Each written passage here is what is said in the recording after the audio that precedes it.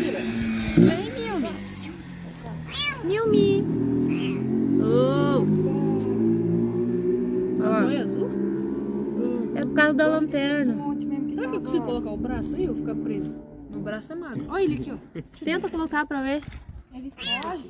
Eu enfiei o braço dele, ele fugiu também. Cadê ele? Tinha que ter um pedacinho de carne, mas... Ó, se você me arranhar, filho, eu vou. Ih, tá fugindo. Ele foge, ele fica com medo. Fugiu. Por isso que é bom um pedaço de alguma coisa.